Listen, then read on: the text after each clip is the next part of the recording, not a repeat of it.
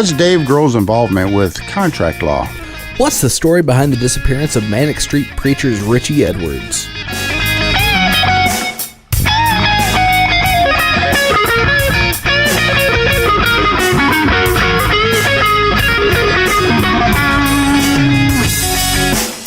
Hey everybody, this is Big Randy with the Smarts Project. I've provided security and transportation for some of the biggest names in the music industry.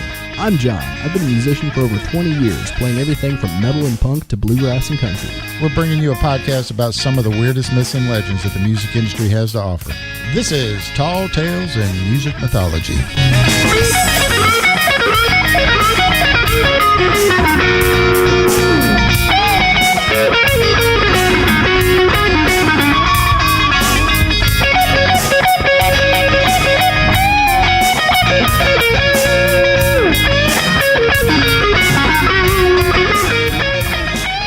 Hey everybody, this is Big Randy with the Smarts Project. Welcome to the podcast. And now my partner in crime, our own private symphony of Tourette's, Mr. Jonathan Glove. That's a pretty apt description of me there. I'll be honest with you, man. I'll be honest with you. Whenever also Symphony of Tourette's, that's a song by the band that you're doing a job about tonight. But it was so apropos. I'm actually considering using this as your permanent introduction. Good word, bro. I like that. So the real quick smarts update. We haven't had one in a while, but it's only because we're just dragging along on this, and we're waiting on so many people, and nobody wants to do anything until next week or 2 weeks, or there's a damn holiday coming up or something like that. But anyway, going through the 501c3 process right now. The budget's done, which, God, man, I got such a crash course on budget. It was ridiculous. Like, I came up with, like, Miss Carolyn, my attorney, this woman has been doing law longer than I've been alive, bro. Okay. So she might know something about this. So she's like, okay, we'll just come up with a budget and just bring it to me. And I think this was, Thursday or Friday, and so I brought a copy over, and she's such a classy lady, I blood, sweat, and tears on this damn thing, possibly some fractures, and just proud, man, like I'm presenting my firstborn child, and she looked at it and she goes, wow, this is a really good start, and I'm like, oh shit, oh, okay, all right, well, brutal. Tell me what I have to do after this, so she gave me like a long laundry list, and I was like, oh, that's a thing? And she goes, oh, it's not a thing now, it'll be a thing whenever you get the program going. But there you go. See, slow and steady wins the race, man. You got this. So we're talking to a few folks on the school board right now. We're getting the process started. What started out as a pilot project with one school is now turned into a pilot year, and we're actually going to do two schools in 1 year. And the people at the school board that I'm talking with, they feel that that's the best way to provide proof of concept to the state. Again, what has started out as all I want to do is, just the schools and the fundraising and trying to save and expand the music programs in schools and yada, yada, yada. Now it's turned into, once we get this thing rolling, and this is not my doing, but the larger forces being considered, they have turned this into, hey, this is a really good idea. I tell you what, this is what we're going to do, and we're going to do two in a year, and we're going to provide proof of concept. We're going to compare the two. We're going to give it to Richmond. Richmond's going to approve it for the state. We'll see if we can get it statewide, and then after that, then you can take it to the Senate, and then we can see if we can get it region-wide, and blah, blah, blah, blah, blah, which John will tell you that in the past, this has been conversations that we've had behind closed doors, but this isn't really something that we've made public, So now this is conversations that are actually being had behind closed doors that I'm not in. So, the people talking, about what they're going to do with this. And I'm not even privy to that conversation. So, the biggest problem that I'm having right now, I think, is, outside of waiting for everybody, is, trying to find talent, and it's a fine line because You want to get a big enough name that you can, sell the tickets, obviously, Right. but you also want to have talent that's from the area. And fortunately, Virginia Beach has a lot of talent that's come from it. Unfortunately, the vast majority of we can't afford. Like Pharrell Williams is a great guy, and he is actually the perfect one to provide the talent for this program. However, I'm almost positive we're not going to have $1 million budget. If we did have $1 million budget, then we wouldn't need the program for the music classes in the schools in the first place. So. Well, there's a lot of metal that comes out of Richmond, Virginia. I'm just going to throw that out there. And metal is always family friendly. Yeah. Well, I'll see if I can track down Striper or something. Hey, Lamb of God's from Richmond. Oh, jeez. Oy vey. Okay. I wonder if there's any Jewish heavy metal. I don't know. So anyway, it's a slow process, but we finally got it started, and I'm really excited to see where this is going.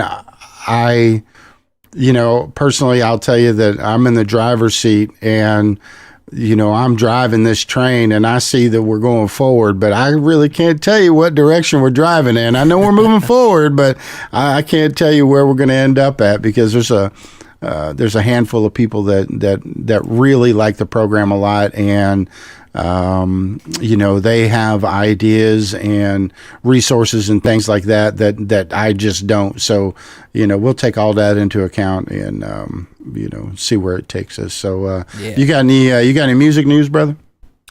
Nothing I can think of off the top of my head, at least. Right on. Well, Kendrick Lamar becomes the first non-jazz or classical artist to win the Pulitzer Prize.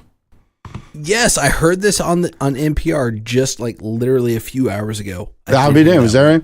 Yeah. So Kendrick Lamar has won the 2018 Pulitzer Prize for Music. Judges applaud the vernacular authenticity and rhythmic dynamism of Damn. And to be perfectly honest with you, I can't even tell you if I've ever read the word dynamism, but I know that I've never said it, because I actually had to say it like 5 or 6 times before we started the podcast. Because obviously anybody that's listened to more than one episode of the podcast actually knows I have a very low standard for quality. And if I'm practicing this that shit, dude. if I have to practice it like 5 or 6 times, that's some serious comprehension problems. So man, that album, first of all, that album and his last one, To Pimp a Butterfly, are both phenomenal albums. I know I say the word phenomenal all the time on this podcast, but seriously, those albums are great. Well, we was talking to Ollie Buckets about it. He was digging the hell out of it. Dude, that's because Kendrick Lamar is amazing, and those 2 albums are just incredible. And a buddy of mine from my hometown of Kokomo, actually the last time I saw him back in January or February, he was wearing a hat that was the Damn logo. Oh, is that right? Album there. And it was hilarious because he was, the last time I was up there was to watch a screening of our local hardcore band's final shows DVD, and he was the guitarist for that band. And here's this dude from a hardcore punk band wearing, this hat from a hip hop artist's most recent album. It was just funny. I'll be damned. We talked for a long time. He and I are both like a lot of unusual music like that, so we kind of talked about that for quite a while. So right on. Yeah, good times. So good time. So first launching in 1943, the award annually honors, quote, a distinguished musical composition, significant dimension by an American. This year it went to Lamar for his 2017 album Damn, which came out last April. And which this reminds me, it actually has nothing to do with it, but for whatever reason it reminded me of one of the fun little facts I have at the end of this story. Dude, I am, as much as I love this story, I'm actually more stoked about telling you this one particular fact that has absolutely nothing to do with the story at the end of it. Oh my God. So Bon Jovi reunite for the Rock and Roll Hall of Fame induction. And You know you love him. For anybody that doesn't know John, he has exceptional taste, and I don't say that with any grade of irony at all. He really does have exceptional taste in music. However, I'll tell you that I really do honestly believe that whatever he's listening to in the shower, I really do think that in his mind, he's karaoke and living on a prayer while he's in the shower. I really think that. No, it's okay. You don't have to.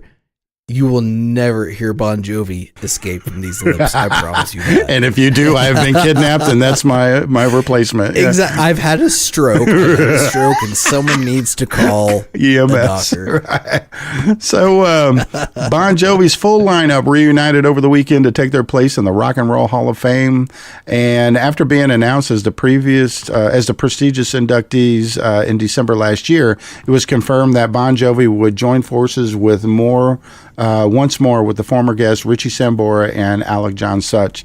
No stupid rock and rock and roll attitude, just humble and gracious. That was how one person described it. So, who was that second name? Alex something? Yeah, well, I think whenever I don't know that name, it's Alec John Such. I didn't recognize that name either, but honestly, just to be perfectly honest with you, I didn't really research the name only because it was just news, and I got it from I verified it with another. I got it from NME, but I also verified it, I think, on Rolling Stone. Hey, I mean, it works for me. I could care less about Bon Jovi, so you could tell me. I don't know. They died in a flaming horrible accident. You could tell me Theresa May is going to be touring with them, and I'm going to believe you just because I would pay that. I would pay to see that. I would pay to work that. So, you got anything before we get started, brother? Nah, man, nothing I can think of. I can't even tell you how much fun I'm going to have on this. So, when bodyguards, limo drivers, and tour bus drivers get together, you're in for a pretty great time. If you're lucky enough to ever find yourself in a cuddle puddle of conversation, grab your favorite beverage, shut the hell up, and buckle in for some great stories. This particular story... Well, it was during one of these conversations that I was told the story about the Foo Fighters, and this particular story is about a rider. For any of our listeners that aren't familiar with what a rider is, it's at least in the music industry and theater, it's a set of requests or demands that a performer sets as criteria for the performance. Generally, these are broken into different areas like hospitality and technical. A hospitality rider. And I'm sorry? Yeah, well, and this is something we've talked about before on the episode about Van Halen and the brown M&Ms, no brown M&Ms. Right, and actually I referenced that, yeah. So nice. the hospitality rider is a list of requests for the comfort of the artist, maybe some comforting stuff like in addition to food or drinks, there might be some comforting stuff on there like candles, pillows, flowers, maybe even some like furniture or whatever. Technical, and there's usually in a hospitality rider, there's like a little bit of wiggle room. Usually, the older the more established the artist, the more wiggle room there is. It's usually the new money that's the real pain in the ass that they, oh no, I'm not going to budge. Yeah. If you want me, if you want DJ Shits a lot, you're going to get exactly what I want. Dude, I saw somebody talking about that on Reddit with, I think it was Chingy or some shitty other like mid 2000s rapper that no one cares about now. Right. They were talking about how ridiculous his rider was back in like 2005 or some shit. Yeah. So yeah, man. Yeah, I know what you mean. So a technical rider rarely has any wiggle room in it at all, and it usually deals with the safety aspect of the concert, like stage specs, sound, and lighting. And by stage specs, I mean like the bolts have to be at least this big, at least this long, and pipes have to be this circumference, and blah blah blah. So a lot of the rider requirements are attempts to avoid specific problems from previous shows that a band or an artist had with other venues. And some venues cut corners to save expense, like providing high-end food for the artist and then leaving shitty, unedible food for the roadies, because they know that if the artist is happy, then everybody's happy, and that's not the case. Anybody that works in the music industry is going to tell you that's not the case. In a previous episode, you'll remember John talking about Van Halen requesting the technical writer that a bowl of M&Ms be provided in their dressing room with the brown ones removed. Failure to do so would not only mean that the band would not perform, but the venue would still have to pay the full fee for the band being there, which means that they're losing a metric assload worth of money. So the objective of this was not due to any excess on the part of the band, but was a method to determine how much attention to detail the crew at the local venue paid to the request specified in the rider. Should the bowl be absent or the brown M&Ms present, it would give the band members reason to suspect other legitimate technical and safety issues were also being performed poorly, or were just outright overlooked. So David Lee Roth stated in his autobiography that this request was made as a result of a faulty workmanship at a previous venue. I want to say it was like 6 or 9 months earlier, maybe a year earlier, on an earlier tour, which nearly cost the life of a member of Van Halen's road crew. And he added that at one venue where he found brown M&Ms, the management's failure to read the weight requirements in the rider resulted in the band's equipment sinking through the floor and causing over $80,000 worth of damage. So, yep. Exactly. So for the people who work around the music industry, or the music industry, at least on this level, the desires of the rich and famous are really, honestly, pretty scarce, but rarely unexpected.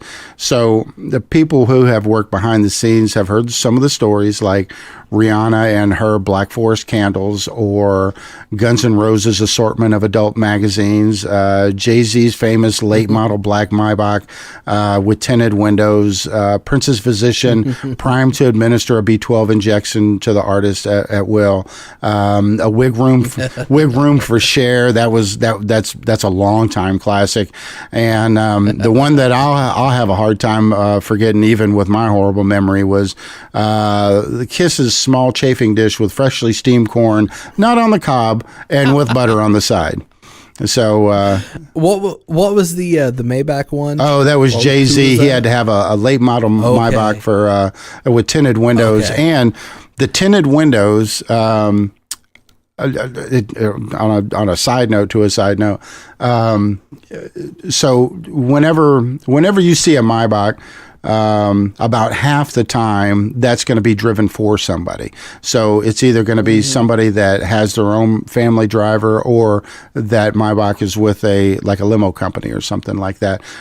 Well, to mention your favorite artist, Kanye West, he, I know. He actually, one of his lyrics in my favorite song of his, which is a song featuring him, Big Sean, and Jay-Z, Click is the name of the song. He says, I seen George Tenet, or I'm talking George Tenet, I seen him the other day, something about, he said his Maybach, except mine tinted and his might have been rented, or something like that. They're talking about, like, the director of the CIA and him are talking about their own Maybachs, and that's a sad state of affairs. Hilarious.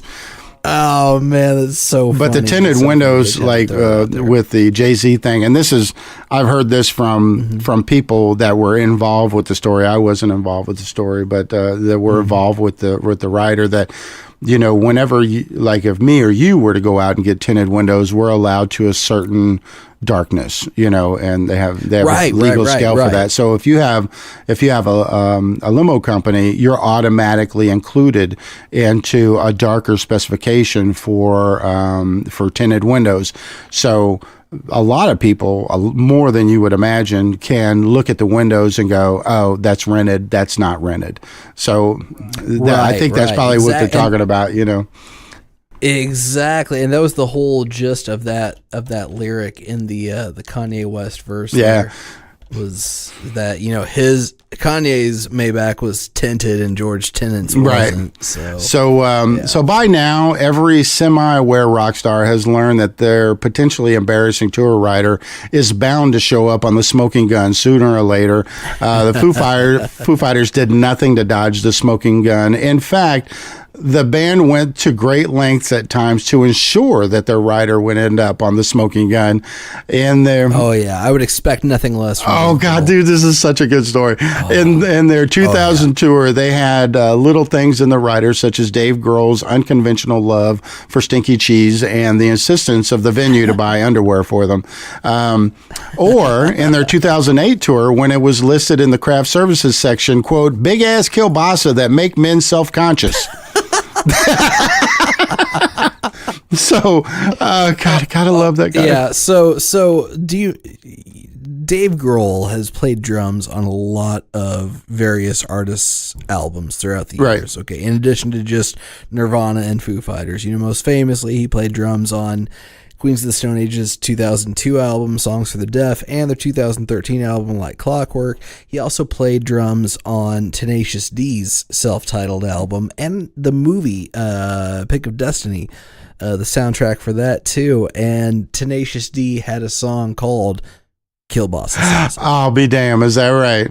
Oh, that's hilarious. Sorry, yeah. That's funny. Yeah. So another thing on the 2008 rider was a paragraph that said, and I quote, please have signs visibly posted from crew entrance to the catering prior to our arrival. Fat roadies have to eat immediately so they can begin their arduous 70 to 90 minute workday. Now, this is evidence to the affection and close relationship with their crew.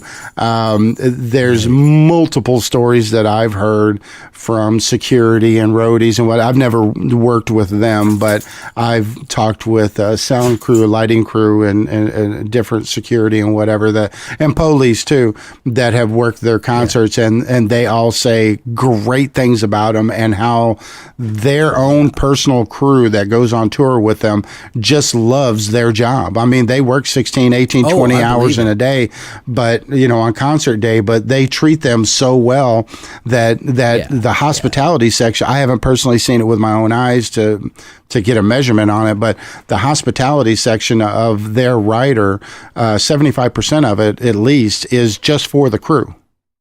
So they really have a lot of affection for them. So Dave's seen the attention that their rider gained from the 2000 and 2008 tour riders, so he wanted to kind of up their game for the 2011 tour. So obviously gleaned from Dave Grohl's 20 plus years of tour experience, it decries such things as promoter pasta, sweaty meat, prepackaged salad, and croissants in favor of hearty meals, real vegetables, and recognized brands of soda.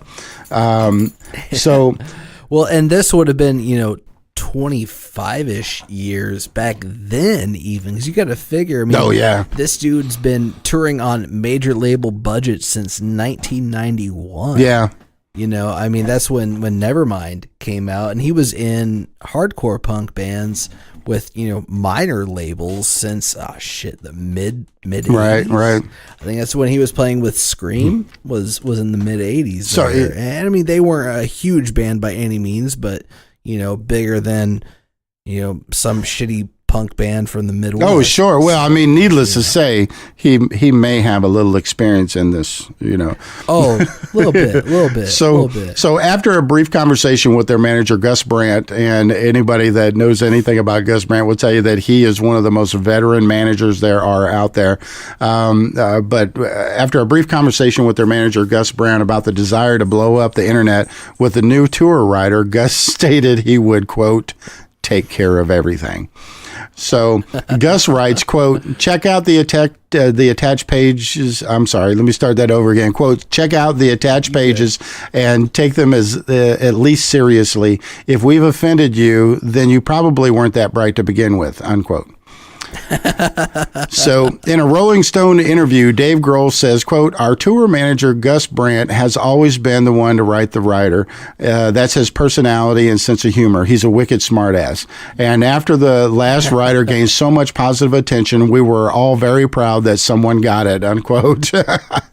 So, well, it's funny that you mentioned this time period, okay? Because I can remember when Foo Fighters went on tour at this time, they released actually a trailer for the tour, and you can search for it. If you, I searched for, because I remember watching this shit back then. Right. It's called Foo Fighters Hot Buns. Oh, shut up. Look it up. Look it up. It is the most hilarious, like, skewering of homophobes that you could possibly imagine. I'm not going to say any more than that. Just go to Google, search for Foo Fighters Hot Buns, and it's literally the first thing that pops up, and it is goddamn hilarious. I remember watching it several times back when it came out. It was literally just a trailer for this tour that you're talking about. That is so funny. So that's great. That's so great. It brings back memories. So the first idea was to make the writer look exactly like a laminated Waffle House menu.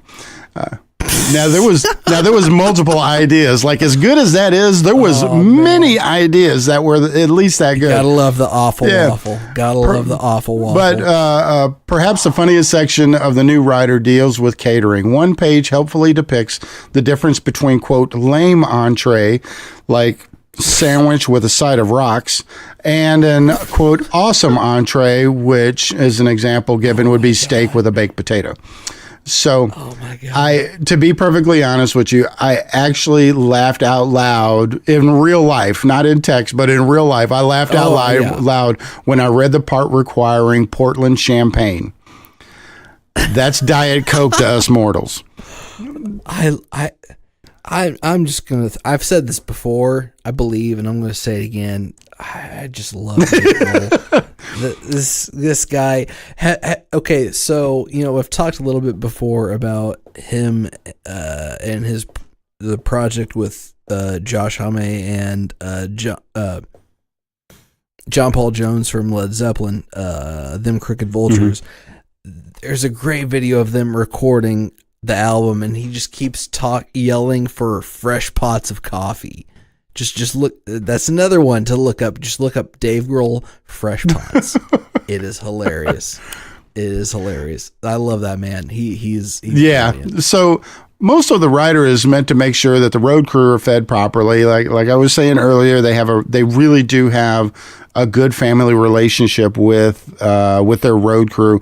They spend holidays together. Obviously, if you're going to spend that much time on the road with anybody, whether you like them, love them, or hate them, you're going to have a relationship with them, So Dave Grohl has been quoted multiple times stating, "I could survive on microwave burritos and Crown Royal." Which I can't help but think that's probably what he does anyway. Oh, yeah. So this section in question opens up with a drawing of Dave Grohl. Oh, by the way, the fun part of their writer starts with, quote, a field guide to food coloring book and activity pages. So this, the average, even J-Lo in her all-white period, whenever she was dating Puffy, whenever she was at her most complicated in life, we're talking probably like a 20, 25-page writer, okay? That's... If somebody, even of that caliber, was to turn into a concert venue, a 25-page writer, they would probably hold it up in the air like they're weighing it in their mind and go, wow, this is a pretty hefty writer. Dave Grohl, he had a 52-page writer. Yes. And they had certain things like a coloring book and word searches and activity pages. And all of these, this is the great part, all of these had to be completed because it was considered a signing of a contract. Oh, so they had to color it. They had to find the words in the word search. They had. Oh wait, so they're not just asking for the books; they're asking for them to be complete. Exactly. Oh, damn. Because you have to sign a writer. That's a contract. That's an addendum to a contract. No. I get that part. I understand that part. What I'm surprised by is the fact that they're not just asking for said coloring books and whatnot. No. They're asking for the venue to have completed. No. Maybe books. maybe I didn't explain this good enough. A part of the writer is actually coloring books and word searches. That's the right, like page 26 is like it's an animated version of Dave Grohl, and it says field guide to food coloring book and activity pages. But he's asking for the venue to have already colored in the book. Well, the completion of, being that's actually all of these things I'm getting ready to read, all of these are part of the writer. So okay, sorry, I'm jumping the gun. My bad. No, that's okay. Bad. So they actually have to be completed to turn it in, because that's just like a signature on a contract. So, oh man, that's the section opens with a drawing of Dave Grohl shredding with a fork and a knife in his hand. Nate Mendel declaring what constitutes a delicious breakfast. Nate Mendel from Sunny Day Real Estate. Love this guy. Taylor Hawkins explains the difference between good and bad salad. Amaze leads Chris Shiflett to a rotund catering table. And our favorite, or at least my favorite, Pat Smear is shown giving the thumbs down to sweaty meats. So a very crazy and dear friend of mine, Chuck Story, has done sound and lighting for pretty much everybody you can think of. And probably, I'm definitely going to say definitely every genre, but if you can think of him, he's probably worked for them doing sound and lighting at one time or another. If you can think of a twisted and weird thing that can happen on a tour, Chuck probably has either done it, seen it, or done something weirder the first couple of years he was working the road. Chuck is crazy. He makes me look like Ben Stein. So he said, we've traveled all over the world. We were just talking about this today. He said, we've traveled all over the world. We've been in every big city, small town, and swamped out parish in the United States. You're not going to surprise us with a deli tray. Nice. There is nothing you're going to have on a deli tray that is going to like, wow, rolled up shaved turkey. Wow. So, he says there's got to be something that your town or region is famous for. Give us some of that. So, like, if you're from Smithfield, Virginia, what do they do in Smithfield, Virginia? Smithfield ham. So, give us some of that. We're not going to get Smithfield ham in like Paris or London or something like that. So give us something that's local. If you're down in Louisiana, give us some like blackened seafood, or give us some Cajun food or something like that. But he used to personally write the writers for certain bands that he would go on tour with. So this was something that he physically put in the words in the writer. You're not going to surprise us with a deli tray. So, God, I love that man. God damn. So after a set of rules instructing the promoters to use colored pencils, quote, don't cheat on the maze, unquote, stay outside of the lines, promotion employees are also presented with a word hunt that, if successfully completed, will result in leftover letters, which will spell out a hidden message from the foos and crew. Hint, the bacon is involved with the letters left over. So another page presents drawings on 22 items that ask catering personnel to circle the ones that belong in a salad.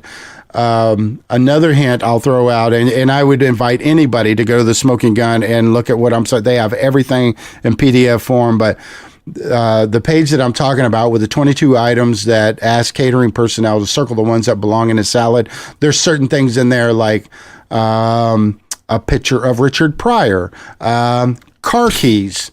Things like, so they want you to physically circle the ones that belong in salad. Nice. So the activity page closes with a disquisition on ice cubes from total shit to complete ecstasy. Perfection, it turns out, comes from the products of Hashizaki America, which is lovingly described as the ice pimps of the world. So he has a page and a half like anybody from the South, and I only say from the South because I don't know a whole lot about Northerners. I don't know if Yankees are really into this kind of stuff, but like in the South, at least in the Southeast, if you talk to any Southerner that is at least 100 pounds overweight, they're going to tell you good drinking ice, you get that from Sonic. Like, they got good drinking ice. Oh, man. No. Up here in Indiana, too, people say, like, oh, we got that good ice. Yeah. Like, yeah, because you got good ice. Like, restaurants actually just, like advertise right. that. So there's good drinking ice, and there's okay, well, it's ice, So, Right. so anyway, he has a page and a half that described nothing but ice. So... Wow. Oh, yeah. That's hilarious. Whatever your favorite genre of music is, if you can appreciate the artistry in a genre you don't regularly listen to, then you got to appreciate these guys. In lieu of custom guacamole, a brand new toilet seat, and KY jelly, the band simply asked for soda, granola bars, quote, the hippier the better, and fruit, marking for a grocery bill that costs less than $200 for them. That's how cool these guys are. So Wow. the grocery bill for just the band, just the four guys, or five, was it four guys, five guys? But I think just for you, because Dave plays rhythm and sings. You got the lead guitarist Chris, bassist Nate, and the drummer Taylor. So it was Dave, Nate, Taylor, Chris, and Pat. So yeah, five. Oh shit, that's right. Yeah, Pat. So for Pat. all five of those guys, really doesn't the really bill have much of a role. other all than five just of those playing guys, whatever grocery Dave's playing too. the grocery bill is less than $200. Everything else is for their guys. So that's the story. I got to give a shout out to the Smoking Gun, because they have everything in PDF form. And I'd also invite you, if you're not familiar with writers and the contractual part of the music industry, scroll through a couple more. They got boring ones, but a vast majority of the ones they have are really good. And I didn't go through all of them, all of the pages on the one that I was talking about, but enough to do the research to know what the hell I was talking about. So that's my story, and I'm sticking to it. But I got a couple of facts, and one of them I'm just tickled pink. Just my ass is puckering. I couldn't wait to tell you about it. So before I get to that, for the kickoff to the band's 2015 North American tour in Washington, D.C., the group banned 8 random items from the venue, including Frisbees, copies of Boys Life magazine, uncured meats of any kind, weapons that may have been used in the show Vikings, selfie sticks, drones, and wallet chains. Well, that takes out juggalos with the wallet chains, at least. I mean, you got that. Oh God, yeah. So the one that I was getting to, this is just the beginning of a short list that I made, but Kanye West requires imported Versace towels on hand at all times, and that his drivers wear nothing but clothes made of 100% cotton. Yeah. Mr. Kim Kardashian also demanded that his dressing room carpet was ironed by an assistant because it was, quote, too bumpy. And Zach Cowan, if you're listening, that one's for you, brother, because I know you love you some. Oh, I know you love you some Mr. Kim Kardashian. So hey, man, I'm gonna go on record here and say Kanye may be a crazy bastard, but I like a lot of his music. I'm just gonna throw it. If I never heard or read anything about him and only heard his music, I would probably agree with you. That might not be the music that I personally listen to, but I can respect him as an artist, even though everything he does is on a laptop. So he's just an idiot. He's just he does have some social skills that need to be addressed. Yes. So Mariah Carey's tour writer requested that she be supplied with bottles of vitamin water to bathe her dogs in, as well as an attendant to dispose of her used chewing gum. She is also said to request 20 white kittens and 100 white doves. And on that note, I pity the hero of a roadie who has to clean up after that damn menagerie. Oh, yeah. That part, that one doesn't surprise me too much. I mean, given how well, it is her. Yeah. We're going to say eccentric. That's going to be the nice term. Right. Well, the only difference between eccentric and crazy, eccentric is just rich. Well, yeah, eccentric is successful, So Yeah, exactly. Alongside Haribo gummy bears is in the dressing room. Marilyn Manson reportedly asked for a bald-headed, toothless hooker. So I've never met him, so I don't know how. Get that smooth ride from a gun. Lady Gaga requested a mannequin with puffy pink pubic hair in her dressing room. Now, I can't help but think that is probably just for the funny effect, like, oh, wouldn't it be funny if, yeah. So, in one demand in a writer's belies the Rolling Stones' real age. Mick Jagger, 74, Charlie Watts, 76, Keith Richards, 73, and the baby of the band, Little Ronnie Wood, 70, all require a set of handwritten instructions on how to use the electronics in their hotel rooms. So one that personally cuts down to my soul is Katy Perry forbids her drivers to make eye contact or conversation with her. Oh, damn. Whenever he's, that just how you can't be around Katy Perry and not make eye contact with her. I mean, at least not as a straight man. Well, look, I could tell you, I have been a straight male a vast majority of my life, and I can tell you that I have never met the woman, but I have met women of her caliber, and I had a pretty easy time keeping my eyes off of them. So well, that's just me. That's just me. Now, what happens whenever I go home and I watch the news and I see a clip of them later on? Now, that's another story. Right. But, at work, different. You tend to get in that mode. So the last one I have is Iggy Pop requires a Bob Hope impersonator and a copy of USA Today that's got a story about morbidly obese people in it, unquote. Iggy's not the only one to think of himself, though. He also makes sure there's a pack of cards, quote, in case one of the band's girlfriend fancies a quick game of strip poker when the bands are on stage, unquote. Always thinking of others. I love it. Love Iggy Pop so much. He's one of those dudes that you look at, like, if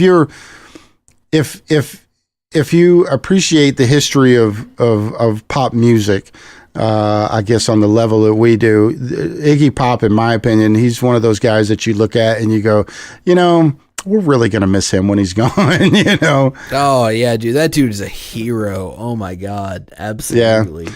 So, legend. So anyway, that's my story. I'm sticking to it. We're going to take a quick break. Big John's going to be right back. All right. Hey friends, this is Mary from the Mary Movement Podcast. We tell true stories that will inspire, encourage, and warm your heart. So join the movement at themarymovement.com. And we're back. So this is another one I've had in my Google Keep list of potential topics for a very long time. And since the band just put out a new album last week, that kind of, prompted me to do this story. And that album is the artwork on the social media post that you put up this today, Randy. Right.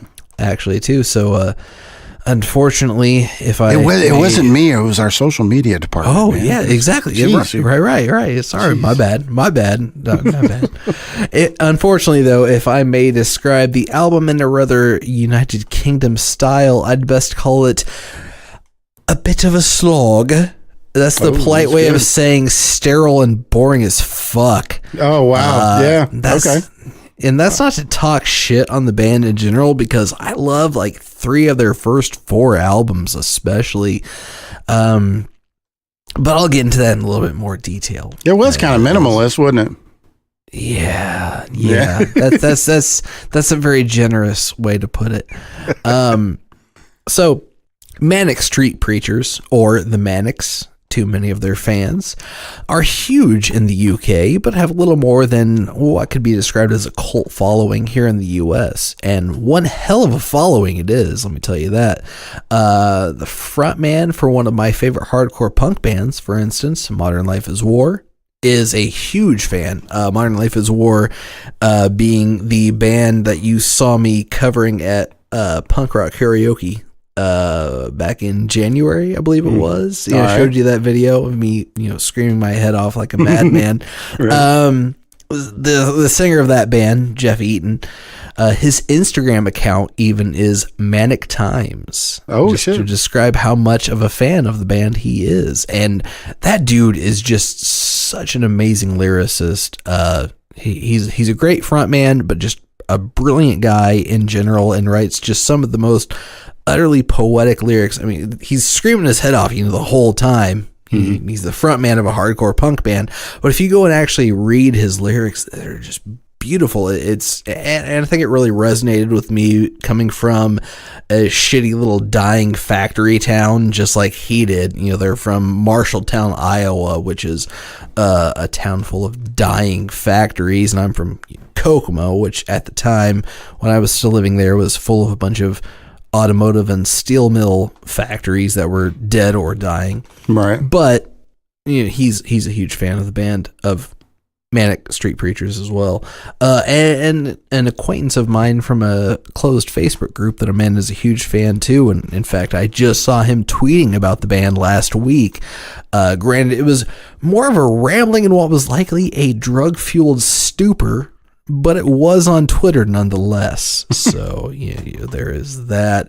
But needless to say, the band has a huge following, both in the UK and outside as well. So give you a little bit of history on the band here. These Welsh rockers formed in 1986, initially consisting of lead vocalist / guitarist James Bradfield, drummer Sean Moore, bassist Miles Flicker Woodward, and rhythm guitarist / lyricist Nicky Wire. They were reduced to a 3-piece after Flicker left in 1988, after claiming that the band were, quote, straying away from their punk roots. As a result, Nicky switched from guitar to bass, because after all, every guitarist can play bass, but not every bassist can play guitar. Oh, truth. And that's coming from a bassist turned guitarist. This guy right here, what has 2 thumbs and has turned from bass to guitar. This guy. Oh, it's a terrible joke. That's awesome, dude. I'm gonna write it. So their name supposedly comes from a time when Bradfield got into a fight while busking in Cardiff, England. Busking, for those unfamiliar with the term, is playing music on the street for money. So when you see the homeless looking guy standing on the side of the road with a guitar case opened up and spare change thrown into it, that is busking. And during said altercation, Bradfield's adversary, sometimes referred to as a homeless man, supposedly said, "What are you, boyo? Some kind of Manic street preacher?" Ooh. That's my British impersonation. Not only was that a good impersonation, I did not know that story. Hey, there you go. See, you learn something. You come in for the music history, you stay for the cultural impersonations. It's a veritable BOGO. Indeed, a smorgasbord of cultural phenomenon. So their sound could be best described as a fusion of punk, a la The Clash, glam rock, such as the New York Dolls, and sometimes just straight up hard rock. And at this time in the band's existence, early in the days, they're the mid 80s, Richey Edwards, who often went by Richey James in his Manic days, was a roadie and unofficial band spokesman. NME, the New Music Express, as we have mentioned numerous times throughout this podcast, even cited a press release from Richey which said, quote, "We are as far away from anything in the 80s as possible," in the review of the band's first release, the 1988 single Suicide Alley. So you gotta realize that this time in the late 80s, British music in particular is dominated by synthesizer driven pop a la David Bowie, and shoegaze such as My Bloody Valentine, and well, I guess this was probably too early for bands such as Slowdive and Boris, but still you're in that shoegazy Britpop phase of the time. And then this is a band who's more along the lines of punk. We've talked recently about the Sex Pistols and the Damned and well, we didn't talk about this band, but Sham 69, Cocksparrer, all these other punk bands from the time. Okay. They have a lot more in common with them than the shoegaze bands and Britpop bands of the late 80s, early 90s. So after this press release, Richey joined the band as rhythm guitarist and primary lyricist. He also was the de facto art director for the band, putting together album artwork and other press releases for them at the time too. Interestingly, like Sid Vicious, a punk who also could be only defined as a, quote, musician under the loosest of terms. Richey also often was only pretending to play his instrument on stage in the early days. Shut up. Yeah, right. We talked about, I believe Steve Jones was the guitarist from the Sex Pistols, if I'm not mistaken. He said that Sid Vicious could barely play the bass, even while sober. And it's kind of the case here with Richey Edwards, unfortunately, too, in the early days of Manic Street Preachers. And now luckily, with punk and, punk related bands like this, generally speaking, the rhythm guitar parts aren't too complicated. Right. I've been there. I've been in that position. I've been in a few bands where I was the primary songwriter and had I'm going to be very diplomatic here and say a slightly less talented guitarist playing rhythm guitar for me.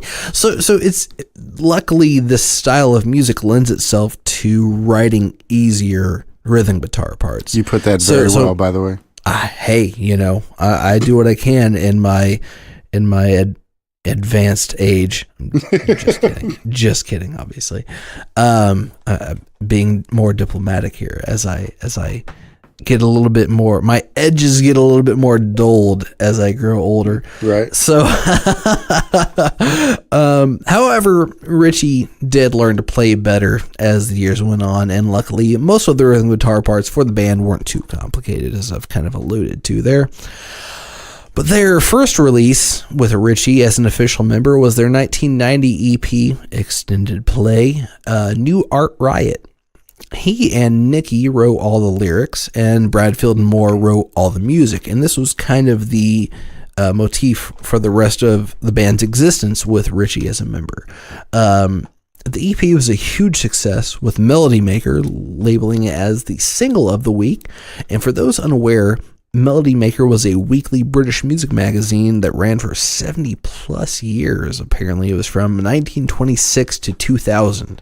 I'm really glad you said that, because I was just going to ask you what the hell that thing is. Well, and to clarify, I did not know that fact as far as the exact existence off the top of my head. I did have to look that up. Okay. I don't feel so bad now.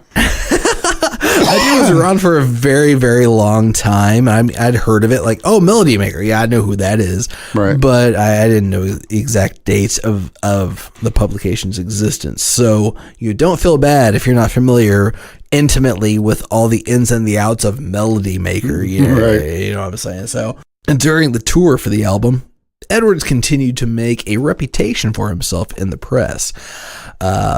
One instance in particular, during an argument with enemy writer Steve Lamacq at the Norwich Arts Center over whether Edwards was serious and authentic in his vision and punk ethos, he cut the words "for," the letter "for," real, R-E-A-L, into his arm with a razor that he just happened to be carrying around with him on the time. Oh, I remember reading about that. Didn't he need stitches or something on that? Well, yeah, this display of realness required 18 stitches. Oy vey.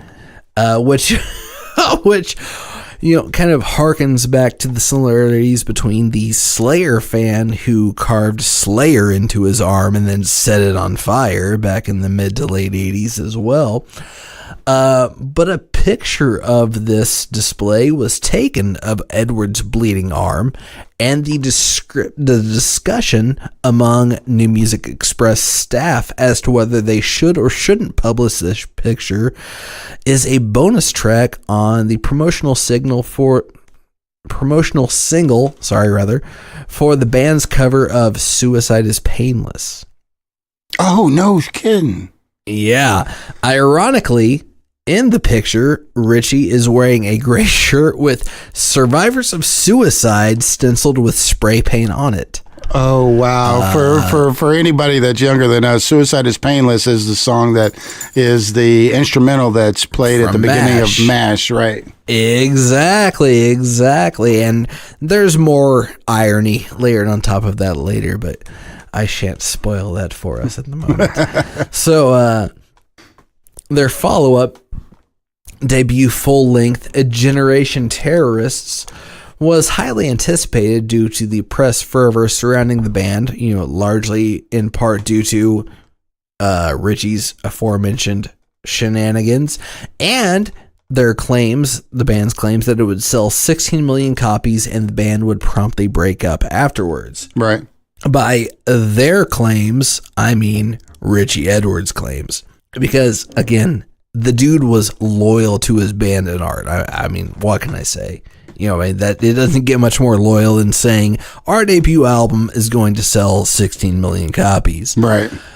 So, unfortunately, the album, of course, failed to sell that many copies, but was nonetheless very successful and has since been certified gold. Now, to specify, there is a large difference between gold in America and gold in Britain.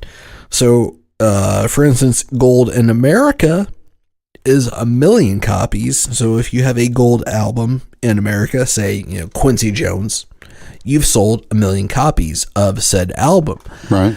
If you have a gold album in England, you have sold 100,000 copies. Shut your face.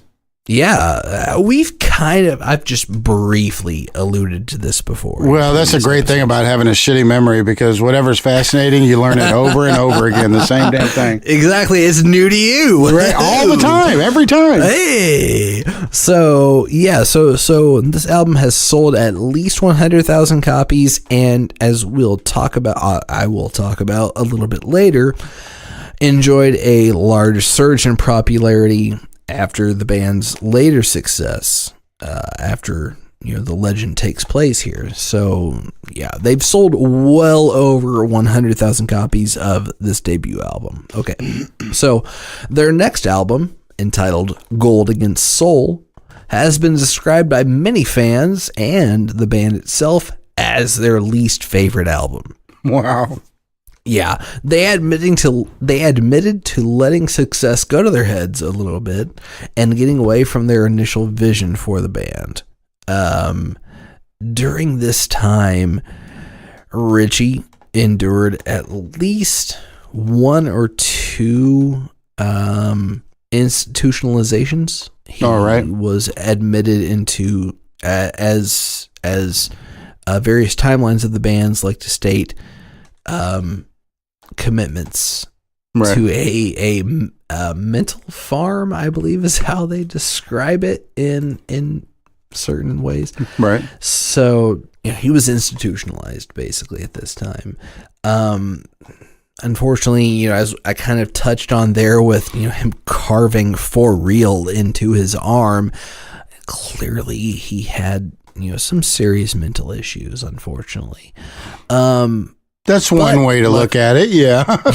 Yeah, and I am by no means stigmatizing him as I will. Right, yeah, obviously. So the band's third album, The Holy Bible, was somewhat of a return to form for the band. The album received nearly universal critical acclaim and would eventually sell over 500,000 copies, despite not initially charting in mainland Europe. So, 500,000 copies is 5 times gold in England and is halfway to gold in America. Right. So that's a lot a lot of copies sold. I mean, no doubt, 500,000. That's a lot. Oh, I'd be freaking ecstatic, dude. Right? I can't even imagine. Shit. I'm happy that we passed just the 8,000 download mark right? just recently. I mean, hell, that's amazing.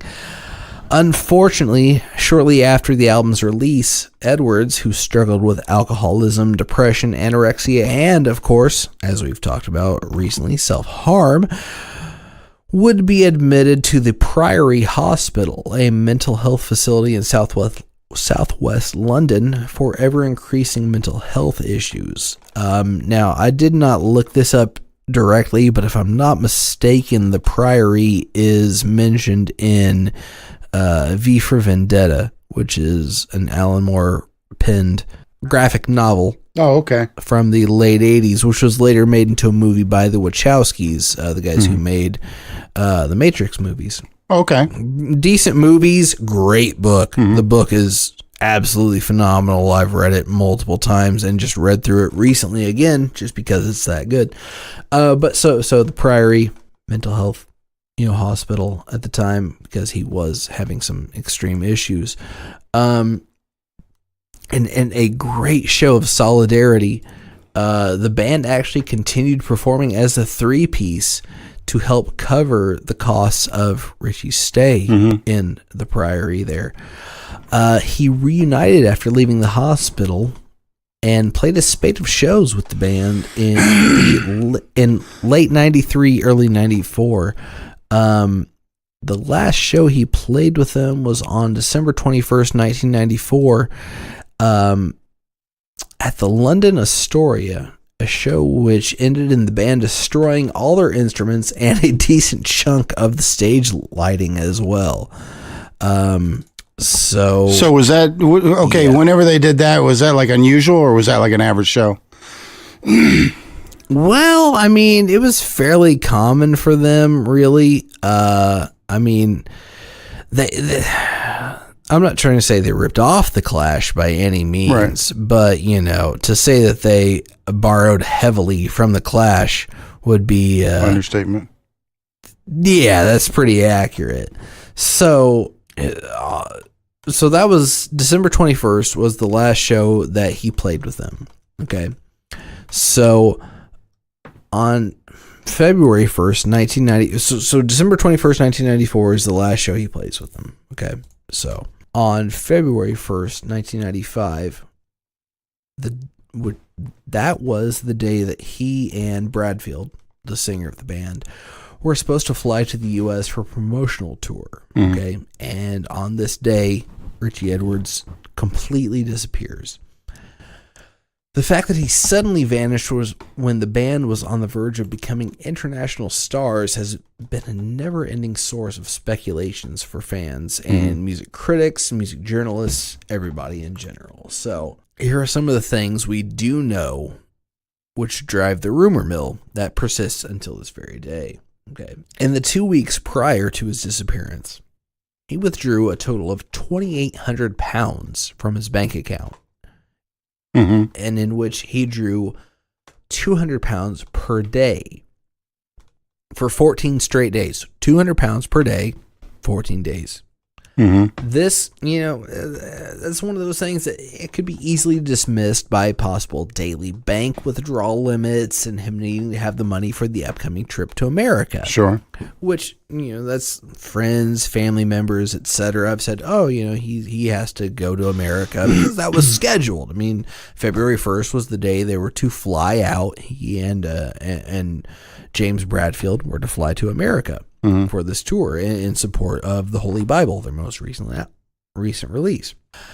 Others, though, have claimed that the money was withdrawn to pay for a desk he'd ordered for his flat or apartment for us non-UKers from a shop in Cardiff.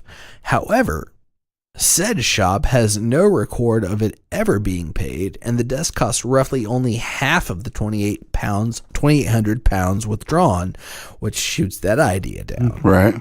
Also, his sister Rachel has claimed that he had already spent all his money before he disappeared. Now, where and or how he spent this is unknown, or at least untold. So, back the timeline up just a little bit. On January 14th of 1995, he and his sister Rachel buried the family dog Snoopy. Also around this time is his last public event, which was attending a show at TJ's in Newport, England. Mm-hmm.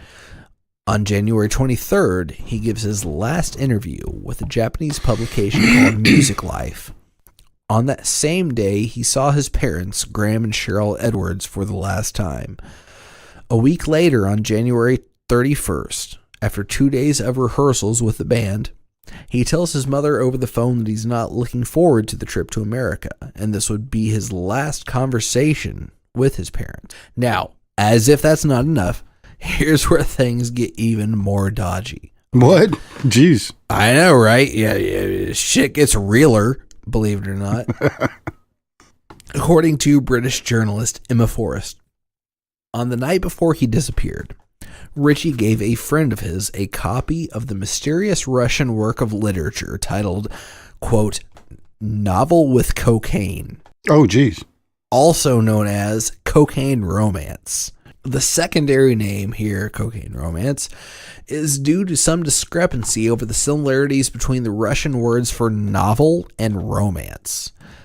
Setting aside the fact that just trying to figure out who actually wrote this 1934 novel is a massive rabbit hole, Edwards also supposedly told the recipient of this gift to pay particular attention to the introduction of said work. The introduction in question deals with the author's stay in a mental institution before vanishing mysteriously. What? Yeah, right. And so just if you get a chance, just go to Wikipedia and look up Novel with Cocaine. And it's crazy because it was supposedly published in a French publication in 1934, written by a Russian author, and which would be the throes of early Stalinism. Mm-hmm. In Russia, and so the guy had to write, well, guy or girl, we're going to assume it was a guy because of the time period, but the author had to write with a nom de plume, an assumed pen name because of Stalinism and whatnot. But just reading about that just drags you down a huge hole of whodunit kind of thing, Right. But then, to throw in the fact that Richey Edwards, one of the most famous missing person cases in the world, as we will soon find, gave a copy of this supposedly to a friend before disappearing and just going off the grid completely. And just all kinds of layers, just crazy shit here. So, unfortunately, though, this too is subject to question. I'm not one to criticize anyone's mental health, especially when taking my own struggles with it into consideration. But Ms. Forrest's diagnoses with bipolar and borderline personality disorder do have to call her credibility a little bit into question. And I'm not trying to say that she's wrong or she's looking for attention or anything like that. Right. But, this is a big deal. I mean, this is, as we'll see here, a band who becomes massively huge throughout the ensuing years. So we have to question everything about them, with due diligence here. I mean no disrespect whatsoever, and I would love to read the book in which she is quoted as saying this. Said book is a version of Reason, The Search for Richey Edwards, but that's all the evidence we really have about that particular part there. However, the night before his disappearance, he was staying at the Embassy Hotel in London. And I mean, this is an indisputable fact. We know for sure that he was staying at this hotel. We have receipts and whatnot. So after checking out of the hotel, by some accounts, as late as 7 a.m., he drove back to his flat, okay? Here, he left a package of books and movies wrapped up like a present with a note that simply said, "I love you." According to some sources, the package was addressed to Joe, just J-O. Mm-hmm. Don't I could not find any other leads beyond that. I mean, well, there was just, Joe, just the letters capital J and lowercase o, or initials capital J, capital O. Couldn't find anything else besides that. But James Bradfield, assuming Richey would show up in the U.S. after a few days, went on to America. He jumped on board his flight as if nothing was wrong. The next day, February 2nd, Martin Hall, the band's manager, filed a missing persons report. And Richey's family took out an ad in the local paper for 3 days straight saying, quote, "Richard, please make contact. Love, Mom, Dad, and Rachel." Rachel, of course, being his sister. Right. Believe it or not, it gets even crazier from here, as if that's not enough. Sometime during the next 2 weeks, he is supposedly spotted at the passport office in Newport, England. Uh-huh. A fan supposedly saw him at the bus station in Newport on February 5th. A taxi driver supposedly picked him up from the King's Hotel in Newport on February 7th. Said taxi driver also supposedly drove him around the neighboring valleys before dropping him off at Severn View service station, where Richey paid the £68 fare. A week later, on Valentine's Day, February 14th, Edwards' car is found at the same station, as in the car that is registered to Richey Edwards. 3 days later, the car is announced as abandoned. What? It appears as though he had lived in the car for some time, as there are burger wrappers and recent pictures, as in pictures from the last month, of his family strewn about the car. After months of debate, starting in May of that same year, 1995, the band makes their first public appearance in December of 1995, opening for the Stone Roses at Wembley Stadium. Throughout the years, he has been reported as being seen in places such as India and the Canary Islands. In 2008, he was officially declared dead, and the police said that his missing person case was closed. However, new leads continue to pop up even as late as February of 2018, in which a toll booth receipt was uncovered that revealed he crossed a toll bridge at not 2:55 p.m. as was previously believed, but 2:55 a.m. on February 1st, 1995, the date of his disappearance. It was due to the discovery that the toll booths used 24-hour clocks instead of 12-hour clocks. So it was initially thought that he crossed the bridge at 2:55 p.m., but now it has been assumed that he would cross the bridge at 2:55 a.m. Instead. Sadly, after more than 24 years since his disappearance, it seems we may never know what actually happened to Richey Edwards. Oh, no shit. No. And this is something I've known about for quite some time, but since it just popped up again last couple months, and the band just released a new album very recently, which I did not personally enjoy, it's something that stays in the mind of a lot of people. A lot of music fans love this band, and I, for instance, love their first EP. New Riot Art, I think was the name of that first EP, and then their first full-length album, Generation Terrorists, is great, and the last album with Richey, The Holy Bible. Those albums are amazing. They're really, really, really good stuff. Their later albums, I can't think of the name of that one album that had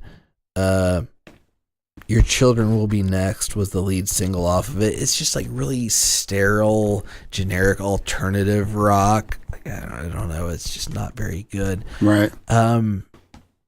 That early stuff from the band was phenomenal. So I understand why there's such a ardent following of this band because Sure. they started out so great and then kind of became like they were kind of like Coldplay before Coldplay was a big thing. Before You know what I Coldplay was mean? Coldplay. Exactly. Like they're kind of like the OG Coldplay of just generic Britpop. Right.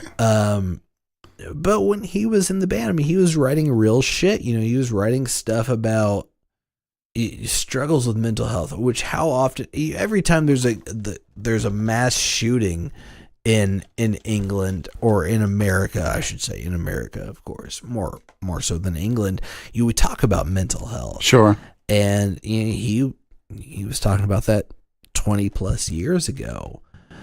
So, I mean, this is still an unsolved case, and we're still finding new information about it. Literally, just over a month ago, I guess it was early mid-February is when we found some new information about this.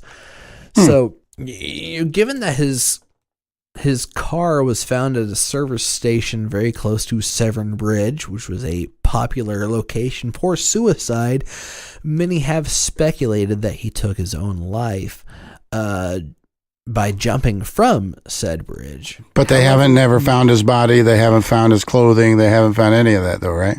Correct, because there have been several cases where they found shoes, clothes, bones, etc. close to this bridge, and through DNA evidence, they have proven that it was not his. So there's a lot of instances of that. Where there's forensic evidence to prove that that they couldn't at least find bones that belonged to him, right, or belongings that belonged to him off of said bridge. But in addition to that, people who hold out hope that he did not kill himself also point to an interview that he did shortly before he died, where he said, quote, "In terms of the S word," which obviously he's referring to suicide, "that does not enter my mind, and it never has done in terms of an attempt, because I'm stronger than that. I might be a weak person, but I can take pain." Right. End quote. So I can't rightly say exactly what happened to him, but the band does continue on to this day with a drastically increased popularity because, as I mentioned before, those first 3 albums only sold less than 1 million copies, but to this day, the band has in total sold almost 10 million copies of their subsequent albums, including a 2009 album which included some of the last lyrics ever written by Richey Edwards. So the band continues to thrive in terms of popularity, but we may never know exactly what happened to Richey Edwards. Well, there have been some reports of him possibly popping up in either India or the Canary Islands. Yeah, but that's those always come up. I saw him in Bangladesh. Exactly. I swear to God. Yeah. Exactly. I mean, I found specific instances of those two countries. Someone said they saw him in India in the mid 2000s. Someone said they saw him in the Canary Islands in like 2011. But that's obviously as about unsubstantiated as it gets. Yeah, but I mean, 7.5 billion people on one planet. I bet you there's been somebody out there that looks like him. Well, that's what I'm saying. Exactly. Like, there's a pretty sporting chance that there's somebody somewhere that looks pretty close to this guy. Yeah, and there's a couple of things that's really good for the music business. One, suicide, and another one's a good old fashioned disappearance. So exactly, and there's the whole. And I don't believe in this because I don't believe in superstition and things like that. But there's the whole 27 Club thing, and guess how old he was when he disappeared? Oh, shut up! Is that right? Yep, he was the ripe old age of 27. Well, I guess it goes back to a classic saying: "You might not be superstitious; you're just a little stitious." A little stitious, just a little stitious, exactly. So yeah, man, that's all I've got for this. I love this band's early output. I I know you've never seen it, I'm sure, but some people out there, I'm sure, have seen the movie Forgetting Sarah Marshall, in which Russell Brand plays a character who was in a raucous kind of punk band in his early years, and then became this sort of plotting, we are the world kind of washed up alternative rock star in his later years. Really? I always took that. Yeah. And I always took that as kind of a dig at the band. And the fact that he went from his early punk activist years to this cushy, alternative rock, U2 light kind of wannabe. U2 like wannabes. Yeah, I mean, that's the best way I can describe it.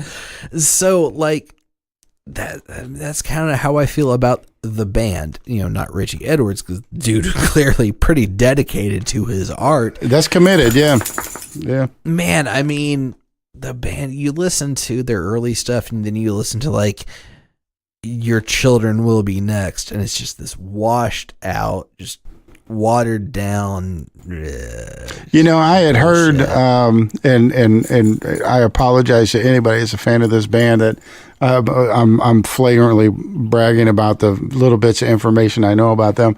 But I had heard that the band still continues to donate 25% of the royalties to a special account, which apparently, like, if he ever comes back, that they don't have to scramble for money. They can just go, oh, dude, we've been saving for you the whole time. Right, and that's pretty cool. And they owe so much of their success to Richey Edwards, because I mean, he wrote the majority. He wrote all of the lyrics, really, to their first 3 full lengths and the EP that preceded that as well.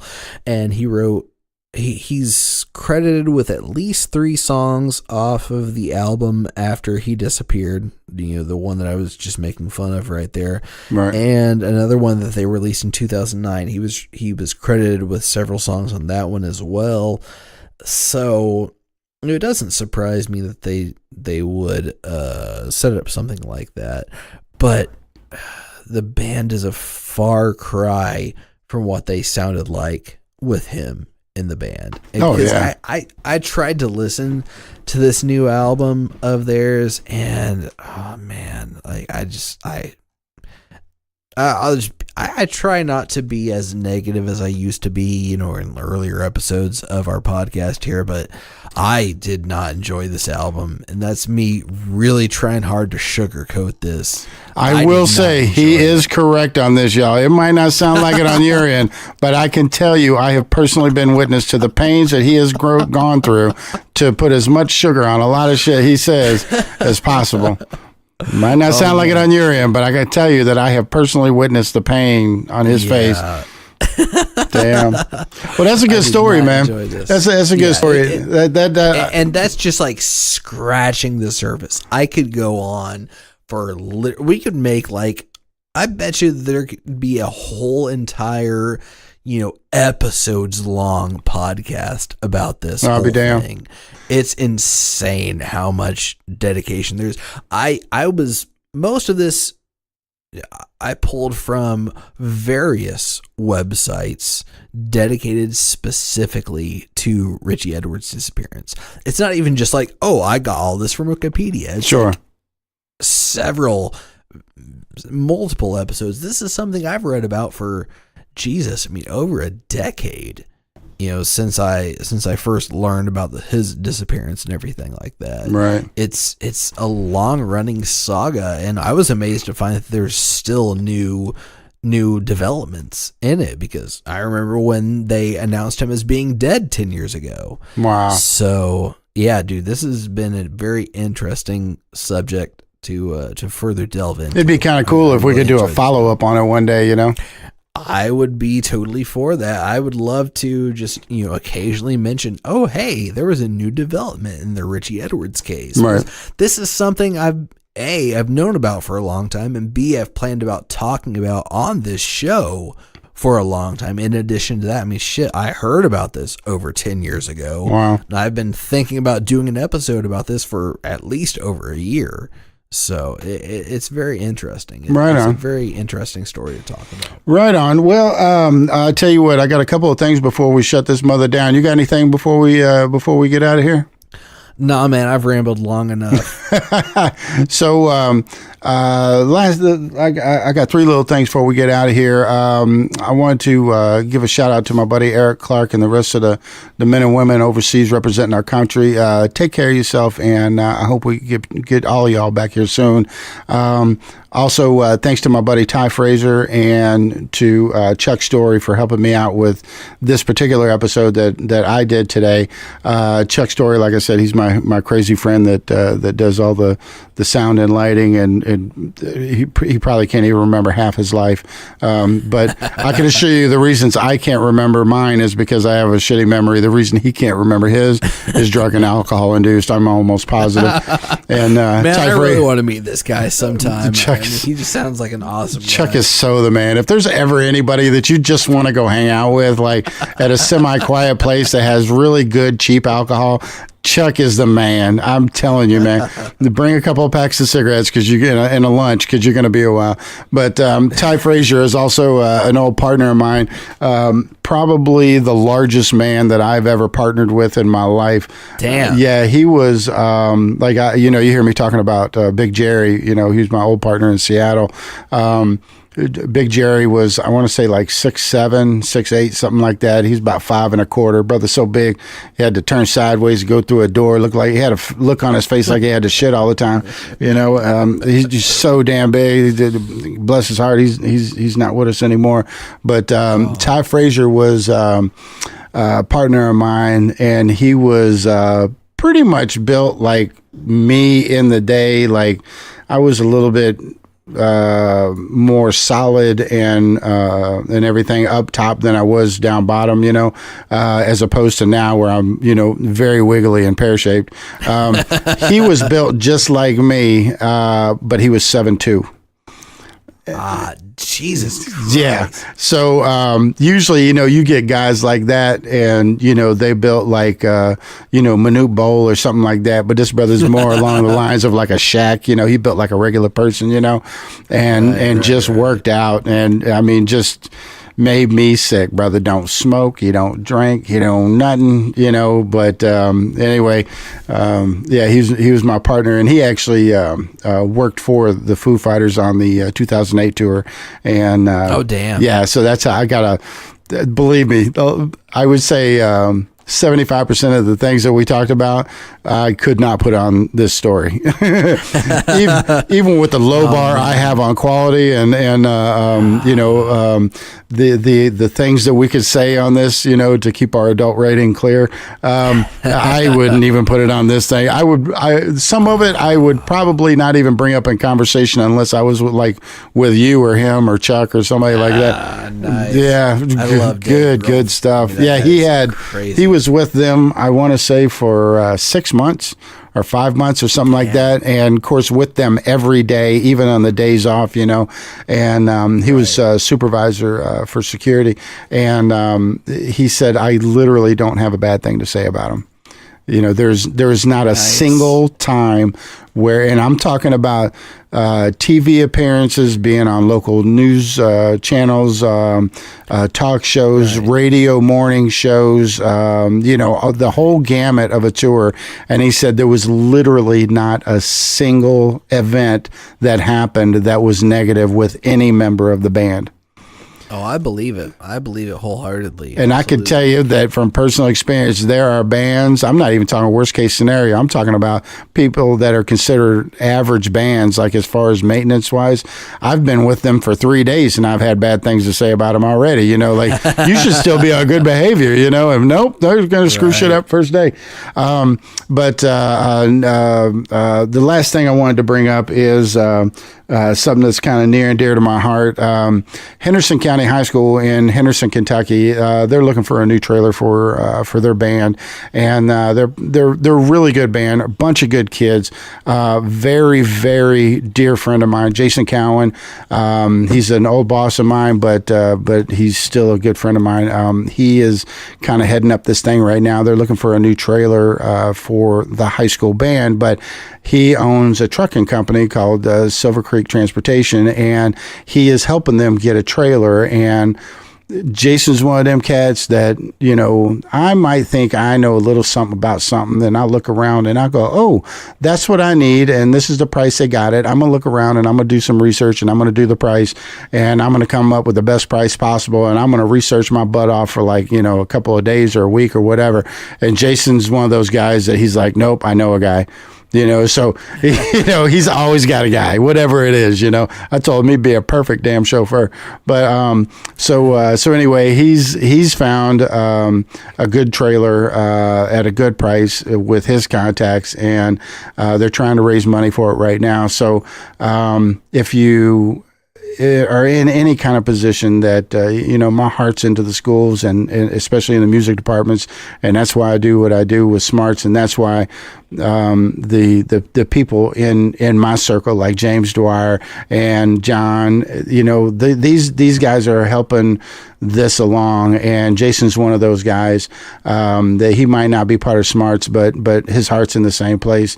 And so if you have the ability and if you feel the need, contact Jason at Silver Creek Transportation, or you can contact Henderson County High School directly. And, you know, if you have a trailer that you could sell, or if you know somebody that might be able to help out or whatever, you know, I sure would appreciate it. And I know Jason would too. And there's a lot of kids a lot of really good kids on a really good sized band that are really doing good work in Henderson County, Kentucky, and they would really appreciate it too. So that's all I got. And I think, let me check my notes here. It is official. That's all I've got. We've rambled enough. So music history doesn't end just because we end this episode. Anytime you have a music myth or legend you would like to hear us talk about on the show, feel free to reach out to us on social media. You can find us on Facebook at Tall Tales of Music Mythology, or Twitter at T2M2 Podcast. And you can visit us on the Smarts Project on the Facebook, Twitter, and Instagram. All of those are at Smarts Project. And our website for the podcast and for the Smarts Project is going to be down for a little bit. But we will let you know as soon as we have it back up. We're going to have a new design. We're going to have new graphics. We're going to new blah, blah, blah, a whole bunch of other shit that I really don't understand. So in the meantime, now more than ever, be kind to each other. Tell your kids you love them while you got them, and no matter what you do in life, never be a myth. Always be a legend. Love you. Bye. Bye.